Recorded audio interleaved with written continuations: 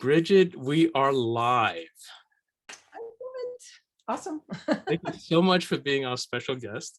So, My as everybody knows, Ridgely can't be here today, which means we get to play. I don't know. He's a pretty good player though, too. Yes, I know, but you know what? I always like to shake it up when he's not here by inviting a guest on, and I like it. getting a little different perspective on things, which is really, really awesome. So, thank you so much for joining us. Yeah. Yeah, I know that. I know. I know. Let me tell everybody. I know that behind the scenes, Bridget has been working hard and cooking up some great content. I think she's got like a bajillion slides. So we're gonna see if we can get to as many of those as possible. But this is going to be an awesome, awesome session. I think with in most part, our mastermind tends to revolve around the copy aspects of our messaging, which is rightly the best place to start. But Mhm. in my mind, and Bridget, I'm sure in your mind, and I know many others on here also, the visuals are a very close second. Actually, I've been doing some research on that because I'm a master, right? So I've got to do Oh, my wait, I homework. can't let this go by. I see a little tail here. You got to show the face. I don't know. She's black, so it's hard to see her Yes, face. I have Come a on, black kitty. Oh, they're beautiful. I have a black kitty with yellow eyes as well. yeah. So you were doing some research on the importance of visuals? Yeah, I mean, 65% of all people are visual learners. That's awesome. Okay. Wow. And 90% more of the brain, I think, consumes a visual rather than reading words or hearing words. So, and then there's like 60 milliseconds that you can capture an image. You know, you could lose interest in a website in 0.5 seconds. Okay, And it's so all from the visual. we're both masters, so I'm going to play the role of reining our mastery in today. But I have to counter also with some with a great factoid too. Okay. Just as I was saying that in our world here of marketing communications, we have text copy coming in, and then we're talking about now about the importance of the visuals, primarily for the emotion, right? To bring that limbic message to life. I'm a big fan of film and video as well. In that world, of course, the visual is the primary, but what's the element that they always bring in to bring in the emotion? The emotional layer in film is what? The emotional layer is the story. No, it's close, Oh, but the it's sound. that right. Yep, Laura Bell and Linda got it. It's the music bed, right? It's the sound. I So agree. in the visual language, you present the picture. But if you ever watched your favorite film without the sound on, Oh, it's horrible. and then you bring on the music or whatever, and suddenly it's like brings it to life. So for everybody here, we're gonna bring the text aspects of our limbic messaging to life with visuals. And for that, we have a visual expert, Bridget, on. So thank you again. I'm going to kick off before introducing you, Bridget.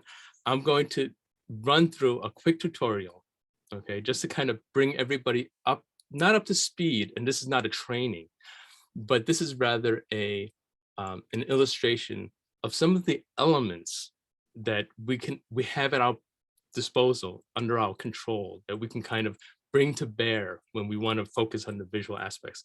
And let me share my screen and then explain that statement, which can be rather obtuse, I know, but let's see. Bridget, you tell me if my screen share is working. Hold on, let's see.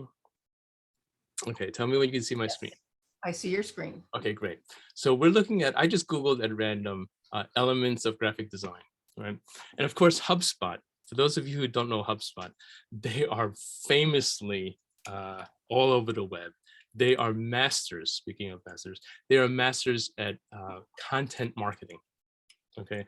The secret, and now I'm just going aside here, but everybody's concerned about search engine optimization and placing well in the search result pages. The number one secret is always content. Okay, the user experience is the number one principle that Google is holding dear, and they want their users to be served, right? Served in terms of their query, and that is always served through content. Do you deserve through your content to be up at the top of the search engines? And HubSpot does an incredible job at the freemium model of content. So more often than not, if you Google a marketing topic, something from HubSpot will come up.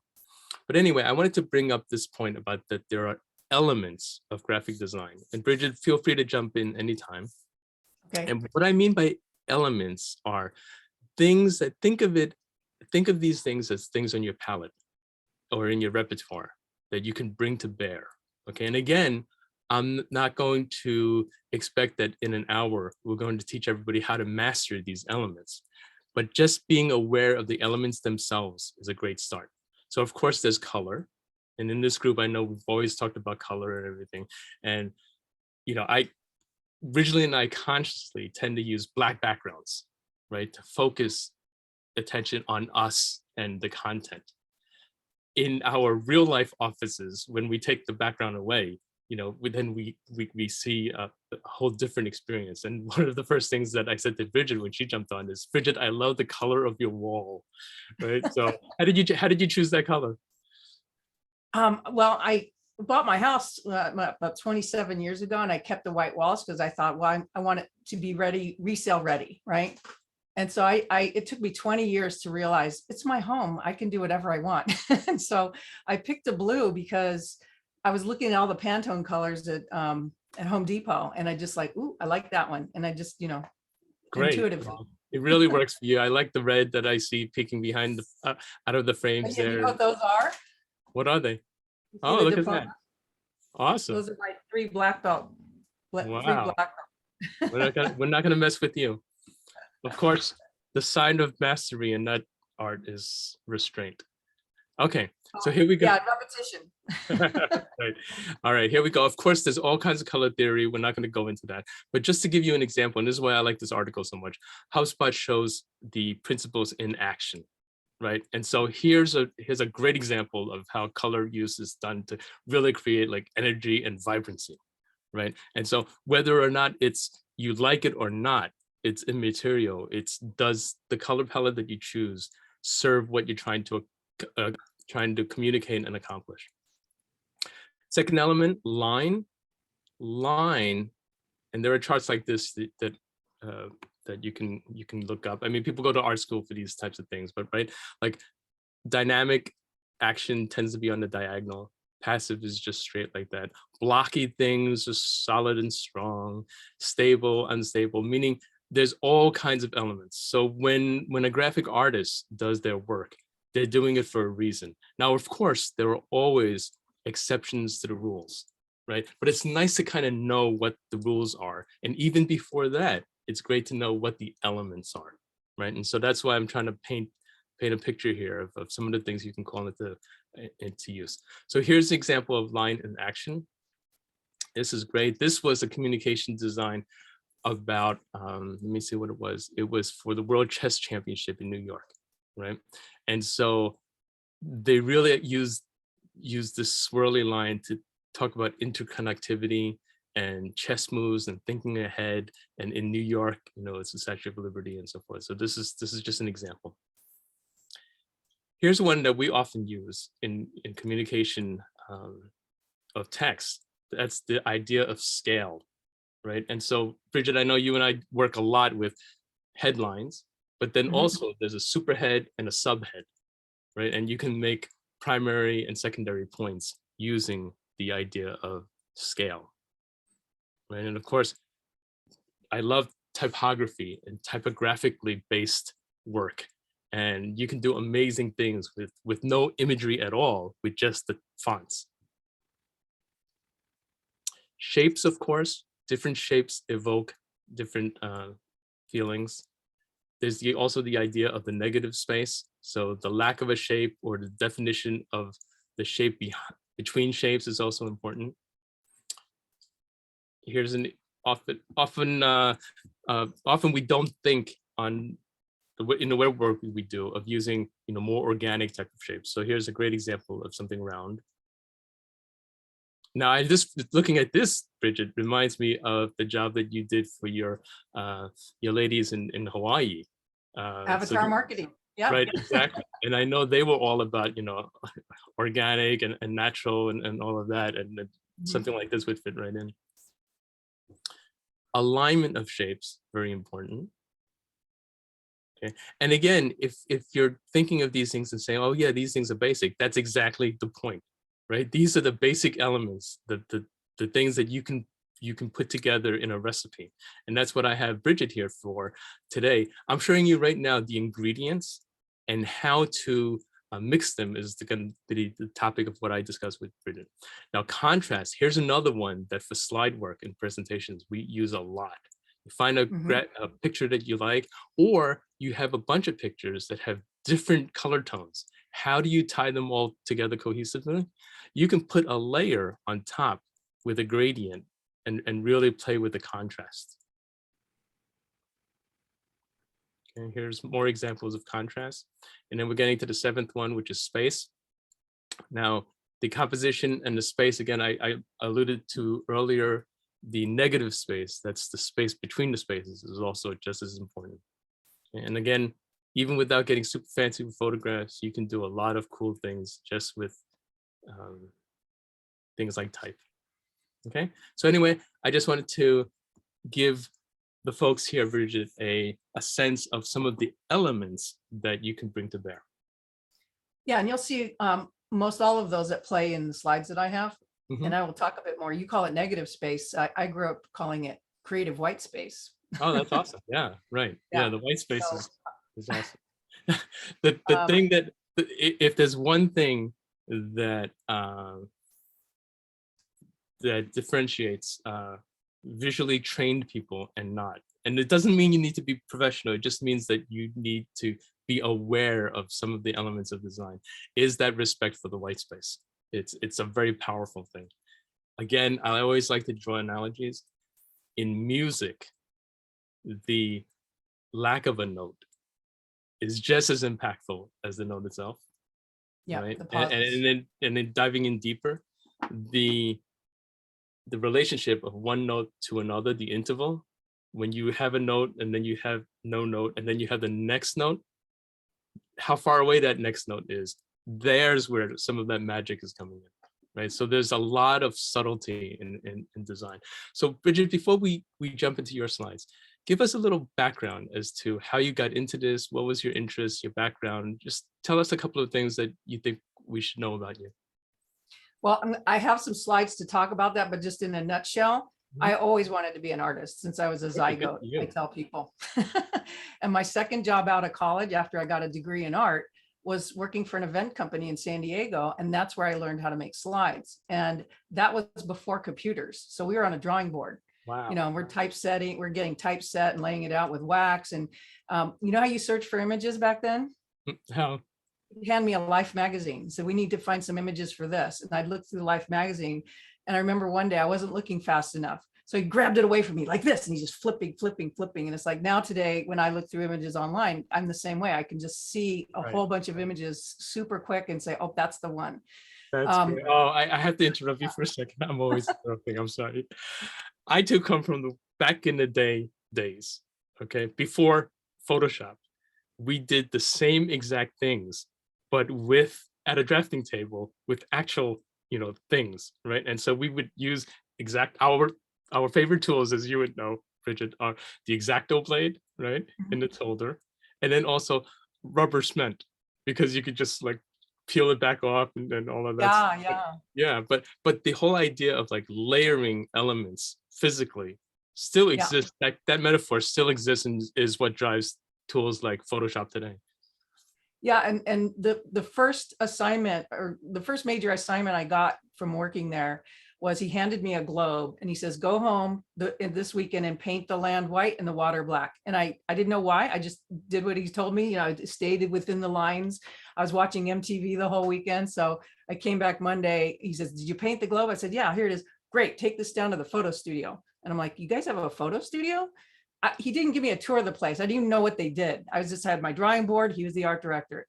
And so I give it to the guy in the photo studio. He puts the globe on a spindle and spins it 12 times and takes 12 still images. Then that goes to the Maren Carroll department, which converted it to colored slides. So 3 days later, I'm at the drawing board and I hear this loud music. And I asked my art director, what's that noise? He says, oh, they're programming your show. Go to the theater and check it out. It's like, you guys have a theater? And it's a small theater, but it's for the clients to come and see. And they had 36 projectors. Remember projectors? Mhm. Stacked on each other, and they would overlap, like two slides projectors, line up next to each other, and the third one overlaps. They call that a panorama. And the music, it was dark, the music welled up, and all of a sudden the globe came on, and it was spinning slowly, and it was blue and green, and oh my God, I just like, oh, I That's did my that. globe. That's my globe. That's my globe. I know, right? I felt like I worked at Disneyland. It was so cool. That's awesome. That's awesome. Okay, so now let's fast forward to today and Mhm. to the fact that as cutting edge as a lot of the presentation tools are, what we call the slideshow, these days, I guess we should just say, like, it's kind of an old-fashioned nomenclature to call it a slideshow. Let's call it a presentation, right? Because everybody does the presentations. But still to this day, the basic presentation is still like a primary business tool that everybody once in a while has to create. And it's so prolific. I mean, even Amazon got sick of all the boring slideshows, so they put an end to all their employees using presentation software. They can't present in meetings; they have to talk. And that's like swinging the pendulum to the far other side, right?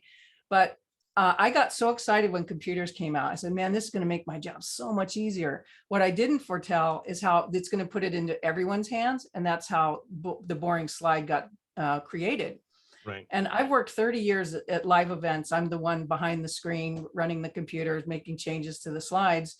And I couldn't help them with their slides because they didn't come to me in time for me to fix their slides. And so I saw like at least 95% of all the shows I've seen in these major sales meetings are crap. And I see the effect it has on the audience. So my eye is so critical and so minute in looking for what works and what doesn't work. That's why I created this arm of my business. Well, that's awesome. Okay, so speaking of slides, why don't you share your screen and show us some slides and Okay. tell us your story and whatever you have free reign to show us whatever you want to show us. Okay, I'm probably, I almost hit the leave button. That's not good. No, I'm not. don't leave me, because if you leave me, all I can do is tell dad jokes. Oh no, but that won't happen. I promise I won't leave. All right, let me, okay, so I got your video here. Okay, so create compelling slides that converts to my typical talk title, but you can already see it's compelling because there's a speaker on stage. That's a slide I designed for him. But then if you go into my LinkedIn profile, this is what I have, to appeal to those executives. But now we're in the limbic message thing. So, we picture a world where all slideshows are like a Hollywood movie. That's And awesome. I worked That's on awesome. that with Ridgely when we were initially doing the mind types. It was like, oh my God, that's in my bones. I just know how to put it into words. Because I actually grew up in Hollywood for 4 years in my junior high and 1 year of high school. So No I kidding. have an That's intimate great. connection with them. That's great. Okay, can you go back to the first two slides? And I just want to make a comment. Okay, and so this is just, I'm gonna drop in a few observations here and there, Bridget, if you don't mind, Sure. that I think will help our audience too. For those that all they know about slides are the typical out of the box PowerPoint slide, right? The big difference between this slide in a presentation deck and your standard bulleted PowerPoint slide is the richness and what's going on here is that there's no blank canvas from the slide presentation software, meaning the whole thing is the image, right? And so you're laying on text and some fancy graphics that you've done, on top of this. Not everybody can achieve this with the tools that they have, but this is a No. great example. And following, some of the principles here, everybody can do that. Like, what a difference between this slide and you see the picture of your computer here behind the lady, of the blank canvas that's typical in the software. So these are great examples. So thank you. Yeah. And, Photoshop is one of my sweet spots. When I first got a computer, I learned it and then I started teaching it because I thought I'll learn better if I teach. But let me just walk through 2 minutes of a presentation. You probably won't be able to count the slides because there'll be too many, but I just want to give you an example of me telling my story and how the visuals help support the story. And I relate it to, when you read a little kid a book, the parents read them a book and they're excited because they can't read and they want to hear the story. They're all about the story, but they're always saying, let me see the picture, let me see the picture, because they can see the picture, they just can't read the words yet. And so that's where I think this comes into play. It's like, I want to see the pictures.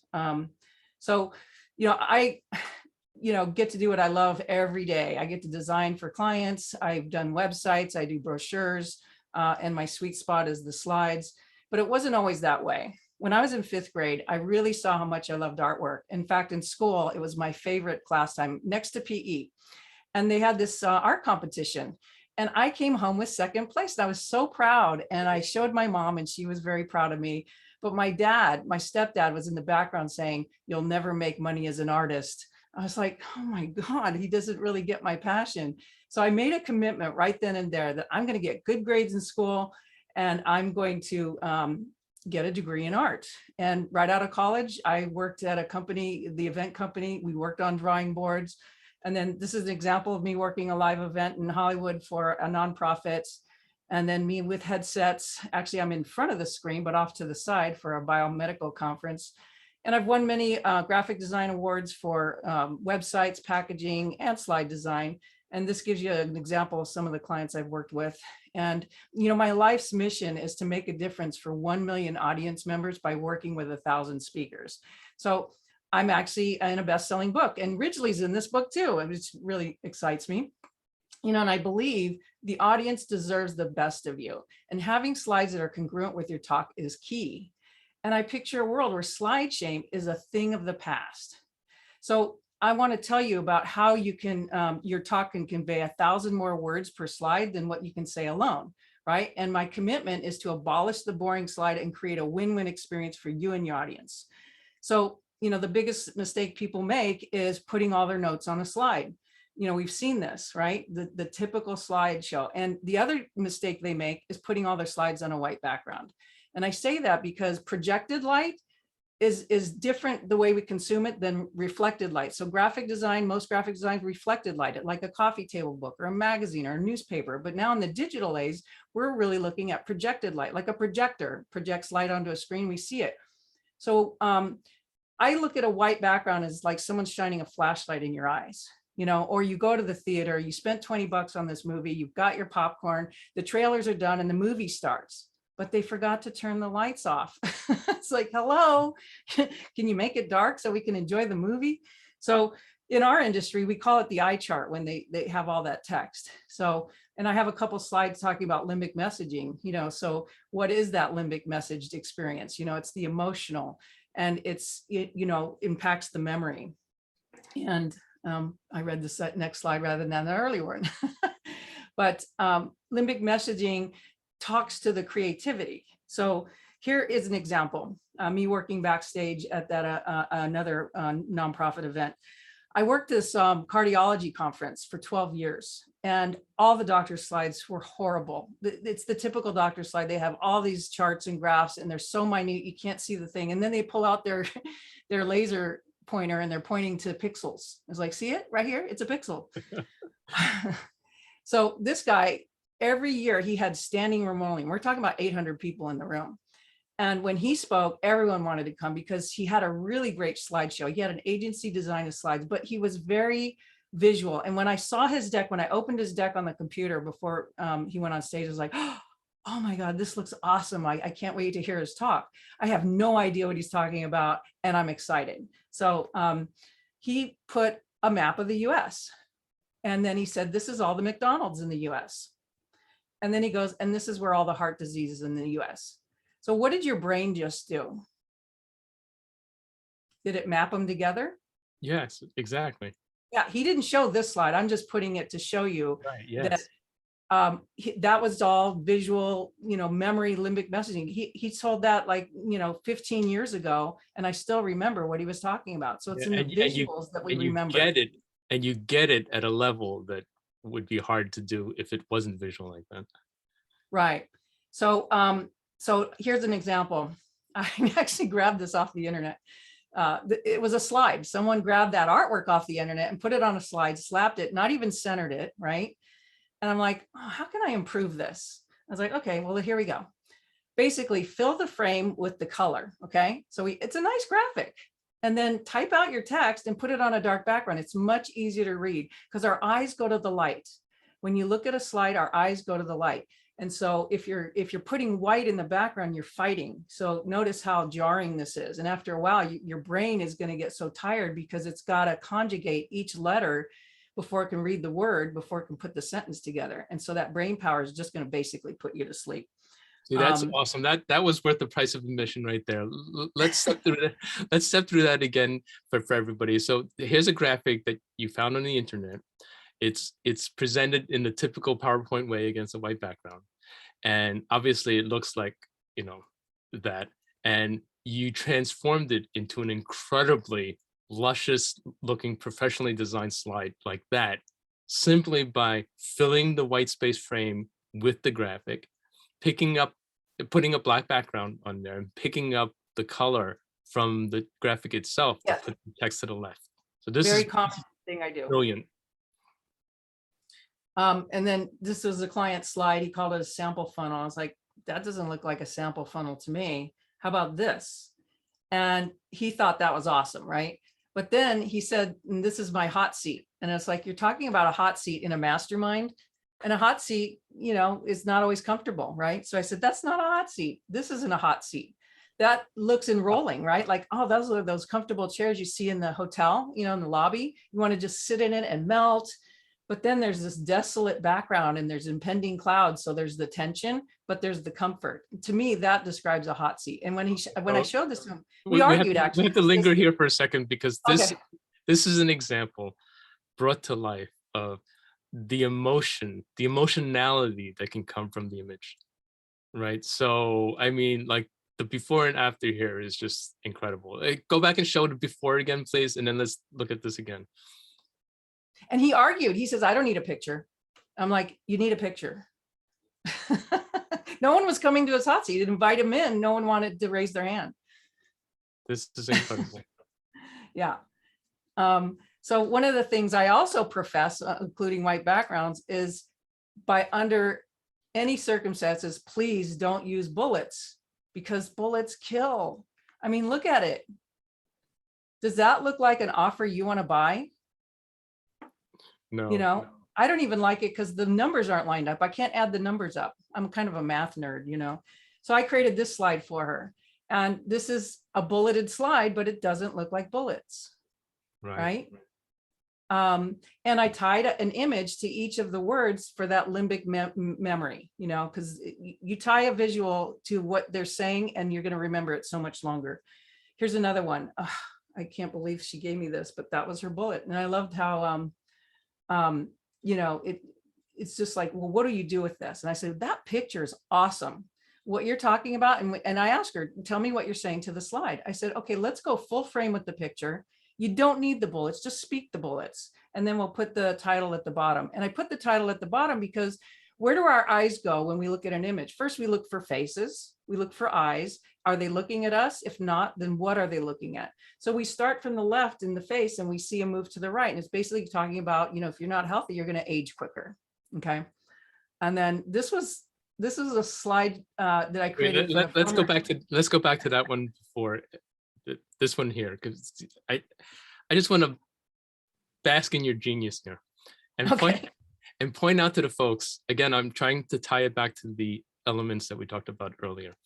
One of the elements was line, right? And so in this image, one of the first things that we're all looking at is the horizontal line that we're creating with our eyes, tracing the path of the eyes, right? So from left to right, we're looking at all the eyes, right? Because they're all lined up like that.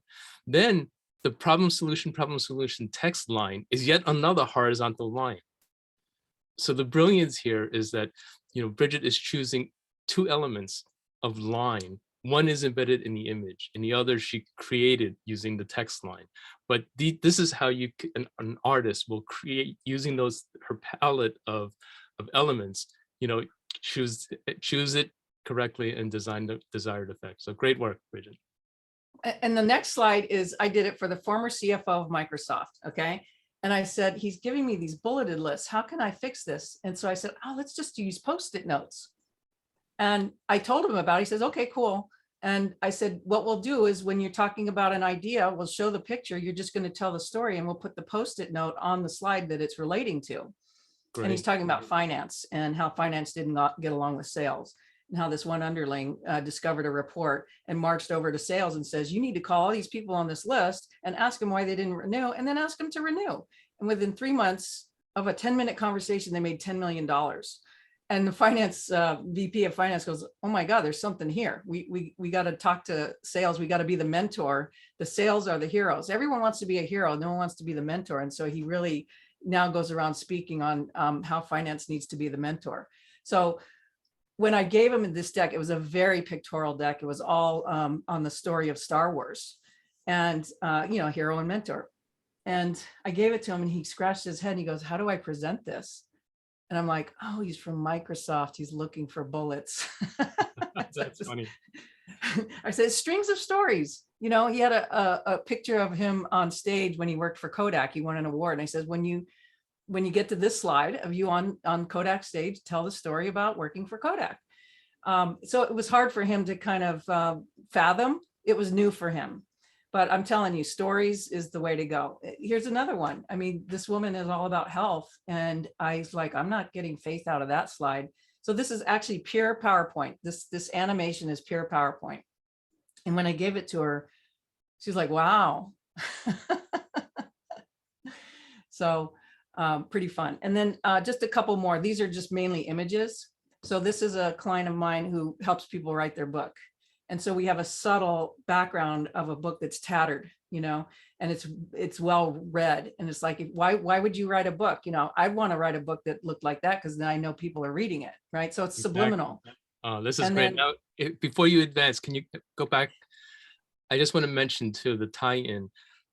So Brigette is showing how she's executing some of these ideas in an animated slideshow form, right? In presentation format.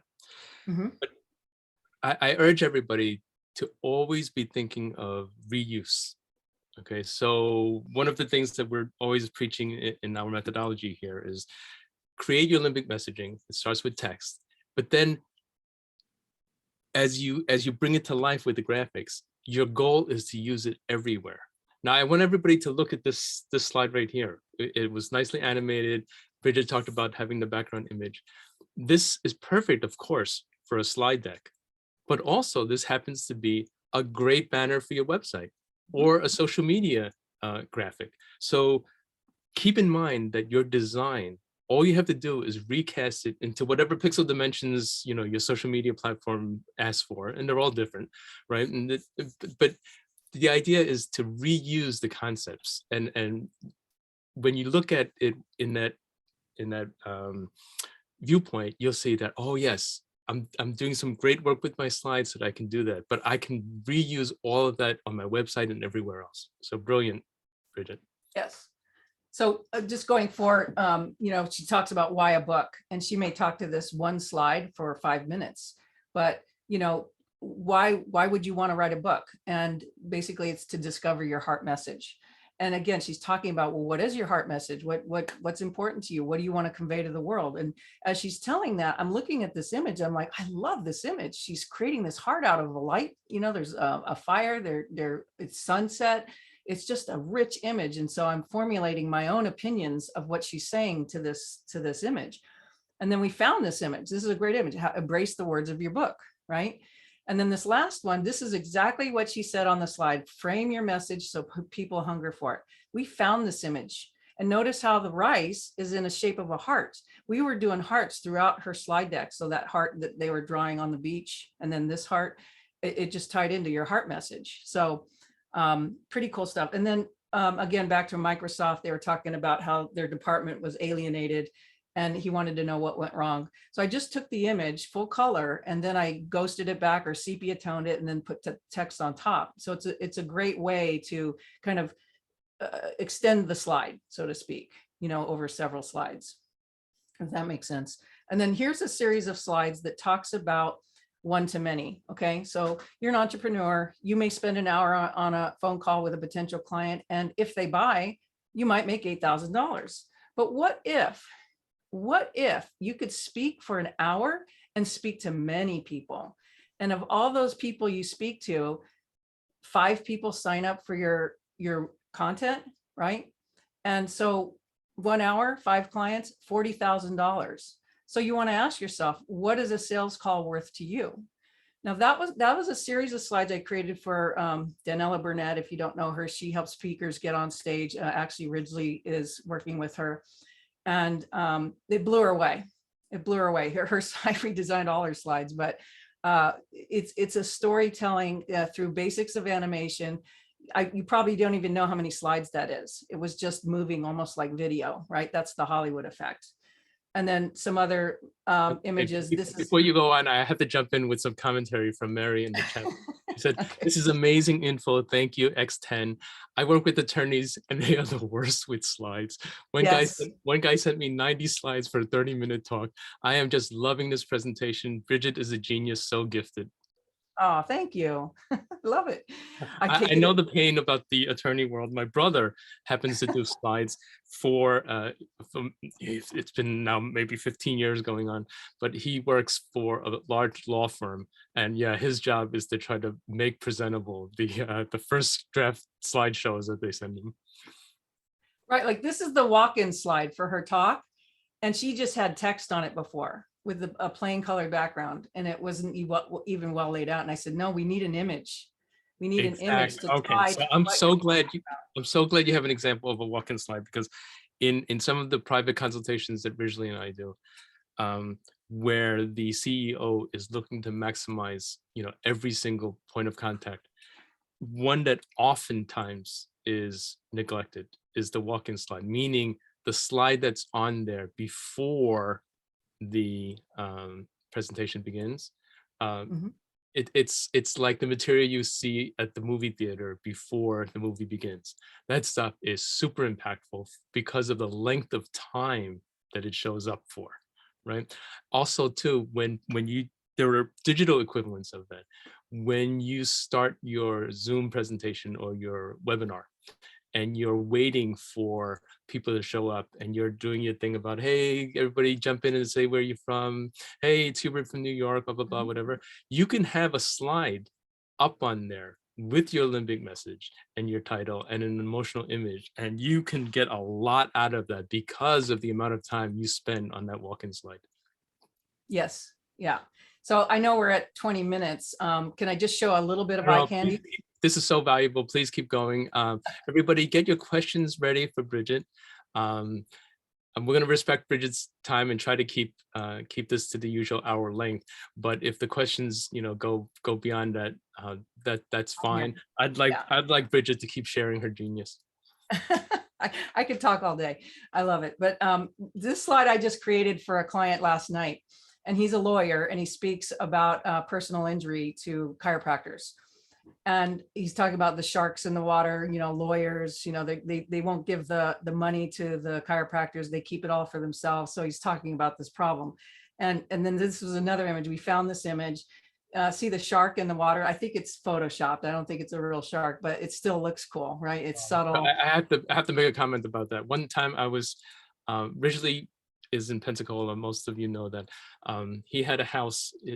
He's no longer in that house, but he had a house that was in the water, and it was in the bay. And we had a high structure kind of a thing. And one time the neighbor called out and said, come look. And we all went out, and you could look down and you could see, this is a side view. So it wasn't exactly like this, but we had a top down view, and it was this gigantic shark, and it looked just like this. All right. Well, and then here's a little slide animation of, it's all perspective. Oh, that's great. Okay. And then this is a series of slides that I created that's all using Morph. Okay. It's a animation technique in PowerPoint. And she wanted to create a video. So we created these slides to make a video. And I'm going to show you a couple of slides afterwards, like, how did that work? What's behind the scenes of it all? But she talks about her products as like the solar system. Okay. And this is so simple to do. I mean, I used to do animation on a drawing board. When I saw this thing here, it's like, oh my God, there's so much you can do with it, right? So this slide is actually the how many slides were in that animation, okay? And then if you look at the paste board, and you pull out, okay? So the frame is really half the size of what you see those graphics. So all the graphics that are off the frame are still on the slide. So the slide records that graphic as a number. And so when you move it, so this is another slide, when you move the actors on the stage, then that it morphs from one area to another, whether you've enlarged it or you moved it from far distance, it'll move faster, those kinds of things. So it's really a simple understanding of how morph works. And I have to do this. If you want to see more stuff like this, I've got some free videos on my YouTube channel. And this is awesome. So actually, I typically wait till the end oh, to okay. have the guests give their contact info, but I know that the demand is so high that I want you to, we're going to do that at the end, but also if you can take a moment here and also tell people the best way to reach you. And I know you're not going to toot your own horn, but I'll toot it for you. If anybody has, you know, any kind of a project that you want to involve Brigette in, please bring her in. At least have the call. You know, you really will not be sorry. Brigette has the strongest endorsement from both Ridgely and I. I mean, we have great respect for her, both as a marketer and as a communicator. What is your best? You and me both. I know, right? We're masters. Right.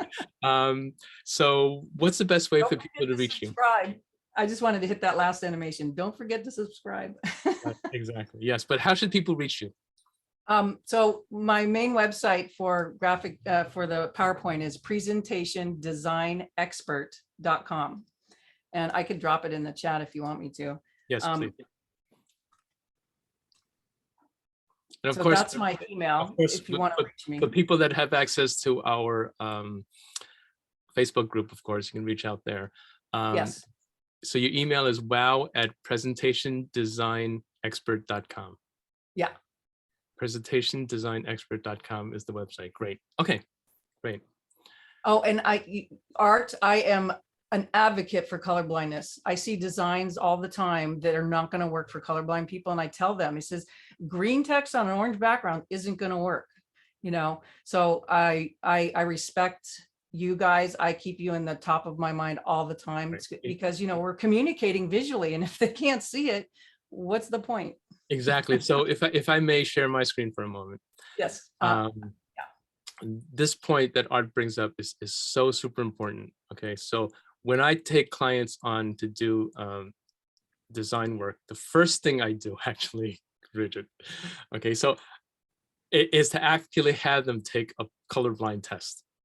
Okay? I love that. So many people are actually colorblind. There are many degrees of colorblindness and types of colorblindness, and they actually don't realize it. Okay, and I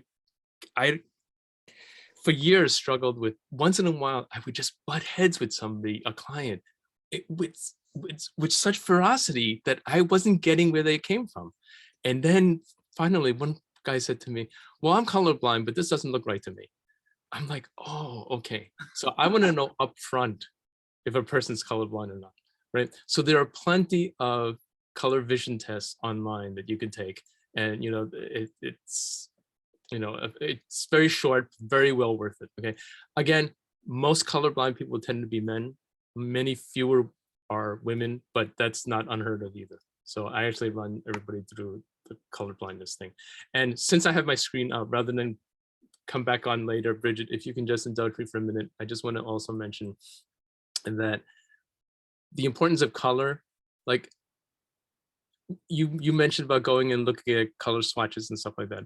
Of course, you know, that's one way you can do it. And there are many palettes online that you can kind of, you know, take a look at. But to me, I find that clients, it's hard for them to visualize like really the difference between this one and this one.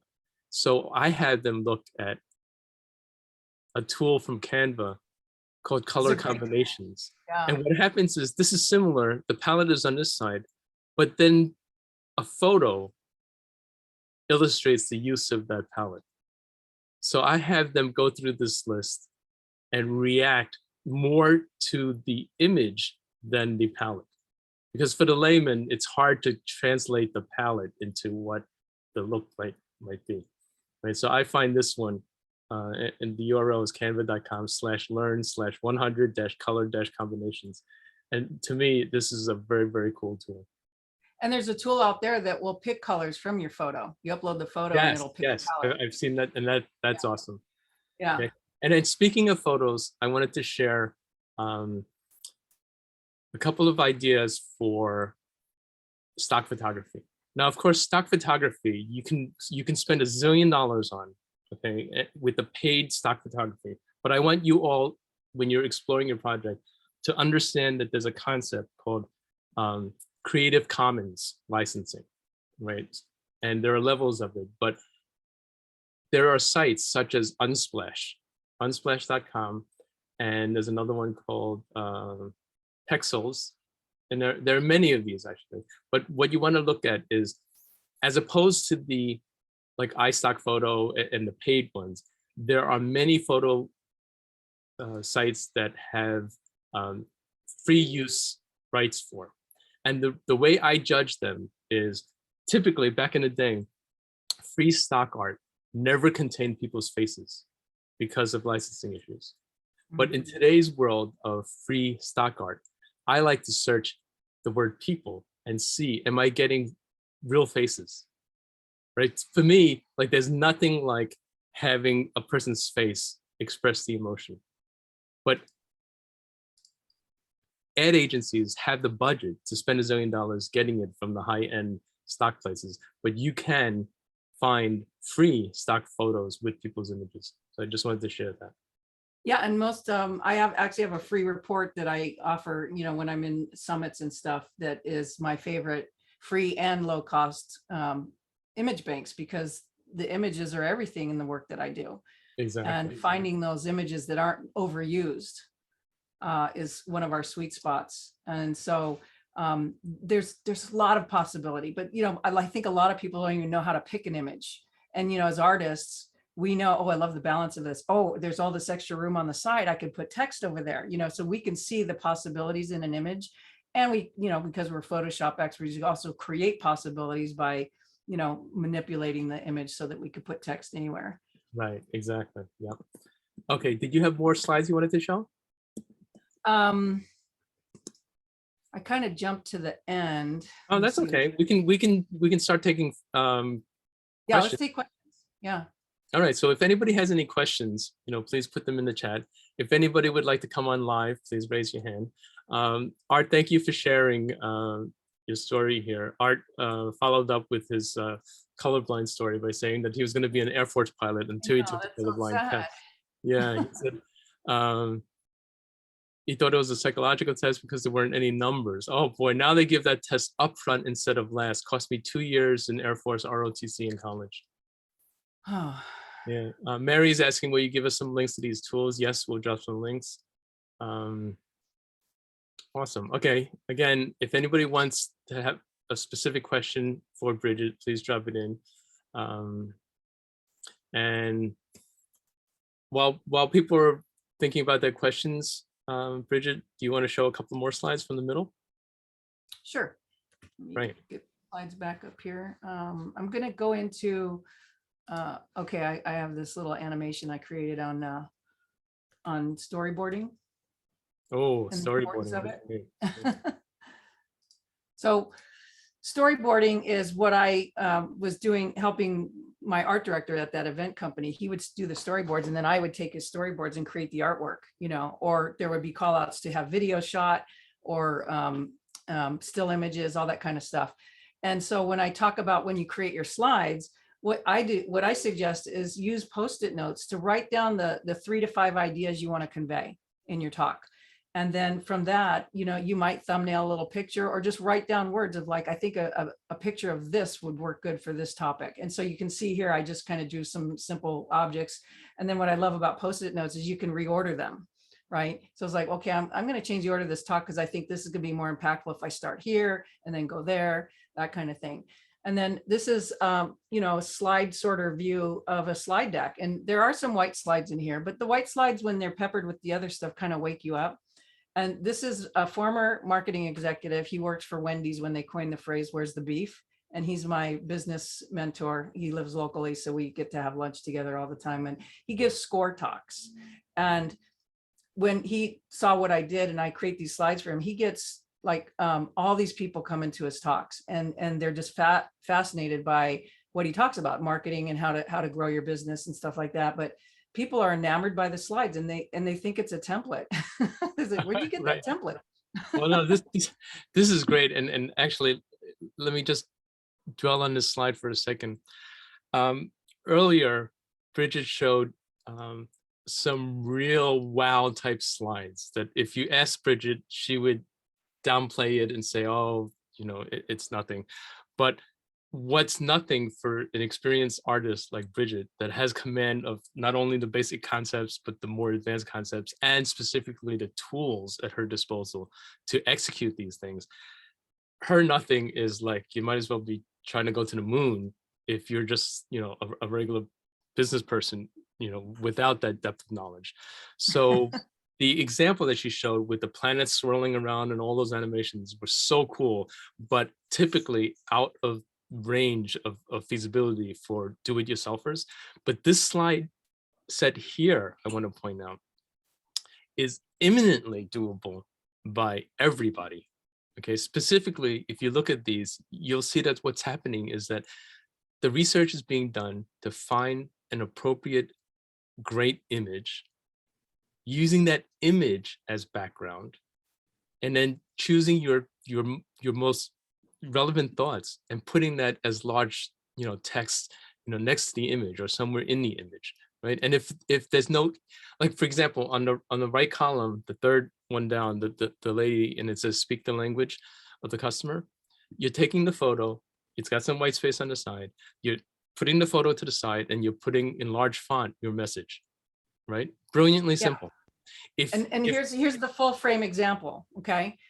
He talked to this one slide for 10 minutes, but I can look at that image for 10 minutes and go, wow, what's the product? Look at everything's nice and lined up, and look at his face. He's got this great face, this smile, and his hands. So we look at eyes, we look at face, we look at hands. What is the body doing? And then she's looking at her. So like, what is she doing? She's looking down at the product. We would see the hands together.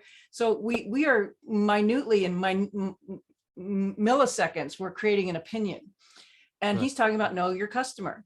And so as he's talking about, well, what do you mean by know your customer? We're hearing that and overlapping it to this image. So that's where the 1,000 extra words are spoken that aren't spoken through the image. And then this one, example. Obviously she enjoys shopping. She values shopping, right? But what I love about this image is her lipstick matches the packaging, and her expression is just precious, right? And then this one is a bulleted slide. It came to me as a bulleted slide. So this is the title. And then effective communication is what is remembered and acted upon, because you must entertain, you must engage, you must inform, and you must have a call to action. So there's creative ways to do bulleted slides. Great. And then this last one, yeah, I love her face. Look at her eyes. She's got beautiful teeth. You just can't look away, right? And I took the type and matched it to a color swatch from her hair. So there's congruency with the type in her picture. Oh yeah, and I like this one because this particular image is not overused. I'm chuckling because I have to share with non-graphic artists out there. There's a game that we graphic artists like to play, and it's when a large corporation or even a smaller one reuse commonly used stock art people, and we chuckle because and these are large companies like a Verizon will do a campaign and use like oh, stock art lady number 39B whatever, and people are laughing, and then they always bust out their collection of where else this lady has showed up, and it's just very funny. I haven't gone that while we're on the screen, let me just read one question from Mary. Bridget, where do you go for networking? Any conferences, groups? What inspires you? Well, lately my target client has been speakers who use slides, but I also work with entrepreneurs. So any kind of conference, and obviously all the conferences in the last few years are virtual, so it makes it much easier. and to network there. I also network through LinkedIn, and it's with those conferences. And then I'm also part of 4 masterminds. And in those masterminds, I meet people that may know people. So that's kind of where my networking extends. But like JVology, JVIC, those are joint venture, 3-day events. My first event to learn this stuff was Lisa Sasevich, Speak to Sell. And then now I'm working with a speaker coach. His name's Jay Souter, and World Class Speaker Academy. And, so I never saw myself getting on stage. I was always behind the stage. And now I thought, Lisa Sasevich said, speak to sell. And I was like, well, I'm here to help others. And I realized, no, you need to get on stage and talk about this because you're so passionate about, making the audience feel great and connected to their speaker. Why aren't you telling more people? And so the way to tell more people is to be on stage. Right. And here's something also too that I'm going to offer in conjunction with that. I personally myself would never think of myself as super engaging enough to speak on stage and network in a way that say a Bridgely could. Okay. But because of deep expertise in an area such as this, where I get to show examples and talk about myself through showing the examples, suddenly it becomes doable.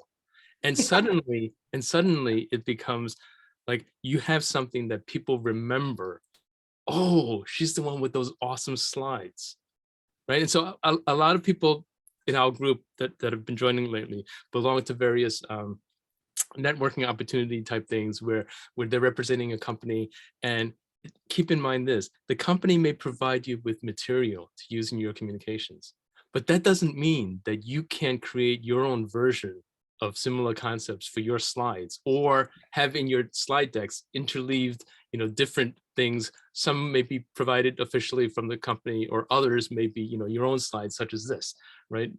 So Brigette, we often advise people to, no matter what you get in terms of communication materials, there's ample opportunity to add extra value by using this approach. Well, and can I share a story about, I went to the design conference in the mid 90s and the creative director of Hallmark Cards was speaking at the lunch, and the lunch was not on a stage. Everyone was in, like a cafeteria, and he was up against the wall with 12 recipe cards numbered 1 through 12 and a little drawing on each. And so when he gets to start talking, he says, pick a number from between 1 and 12. And someone says 7. So he reaches back, grabs 7 and looks at it like, oh yeah. And it just sparked his story. And so what I loved about that is we didn't even really see the image. We were so far away. There were 300 people in this room, but he let the audience dictate the order of the talk. Wow, that's and great. So I stole that idea. I had to give a talk to my company like 2 months later. And so I did 10 slides, and I, because I had the number 10, and I said, okay, you want to know more about how I run the art department, how we're organized and how we get things done. Because I was talking to the engineering department. And I said, okay, pick a number between 1 and 10. And 5. Okay, so I hit 5, enter on my computer, because when you're in slide view, you can hit a number and hit enter, and it'll go to that slide. If you wanted to go to 138, just hit 138, enter. And so they pick 5, I go to 5, and then it would spark my story, and we talk about how we take work orders and how we file them, and where our assets located. And then they just like, oh my God, I've never seen anyone speak like that before. It was new and different, but it was really engaging. It kept them on the edge of their seat. And so that's what I love to do, is find ways, engaging ways. And that's what I think these slides do, is it gives that Hollywood effect. Like, wow, this is different. I've never seen anything like that. It's like being at Disneyland or something. And it's not crazy stuff, but it's appropriate, and it helps that visual brain to remember what you're saying. Well, I think it is crazy. It's crazy good is what it is. I'll take that. There you go. Okay, speaking of kudos, couple of kudos from the audience. Kathleen said, thank you, Hubert and Brigette. This has been great. I have to run. And Linda, always with the heart icons. That's wonderful. Brigette, Hubert, thank you for sharing your brilliance and mastery with us today. So this has been awesome. Art says, thanks, Brigette. So Brigette, again, tell us where people can find you. Again, I highly endorse Brigette if you need help with a presentation or any project, please take a look at Brigette. Your website again, Brigette, was? So presentationdesignexpert.com, and wow@presentationdesignexpert.com is an email you can reach me through. And I show this last slide because I do office hours twice a month, and it's 90 minutes. Anyone can come on. There's no charge. Bring your slides, have a question. I'll tell you how I would make it better. We actually redesigned a slide for a client. She was so thrilled. She sent me $50 in Venmo the next day. She was just so thrilled. I took the pain away for her, So I love doing that. And we average anywhere from 20 to 35 people at a time. So if you're interested in that, come join us. That's awesome. Well, we highly endorse it. Ridgely and I have been super crazy busy to work with Brigette, but we have Brigette helping us with our slides as well. So Brigette, Yes. Thank you so much. This has been very, very inspiring. I think the idea is that we all can, make our presentation slides much better. And some of these principles you showed here were incredible. So thank you. Bill says, thank you so much. This was great. Jeff says, wonderful presentation. Thank you, Brigette, Hubert, Ridgely. Okay, see, Brigette, I was telling Ridgely, he should take more time off more often.